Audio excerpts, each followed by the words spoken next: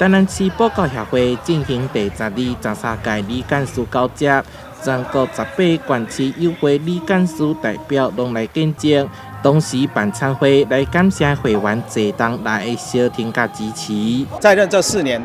那我们让协会呢有脱胎换骨，那我们的会员数呢也从169位，那成长到343位，整整成长了1倍。那我们相信呢，接下来呢补教业者加入协会呢，也会变成是一种时尚。那我们希望说协会能够发挥更实质的功能。那未来补教协会的走向是会为了服务更多的会员，因为从这一届开始，我们采用会员代表制，所以由1位会员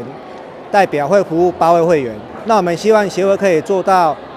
会员跟政府之间的沟通桥梁，也可以积极的为会员解决会员所需要协会帮助的事情。新任理事长洪家宏表示，未来会致力于补习教育的专业多元发展，提升业界形象，加强会员之间的合作交流，带领新团队继续来努力。我们补教产业过去已经从所谓的这个利益的团体，已经转成了公益的团体，甚至我认为是政府的伙伴。我们一直要为整个政府来做事、来宣导。我们也要求、我们期待、我们呼吁我们业界要自律，要遵法、要守法，包含我们对于这种霸凌、性骚一定要遏制。协会成立以来，拢伫维持补习教育的品质，期盼补教业伫新的一冬会当迈向新的里程碑。台南新闻社会采访报道。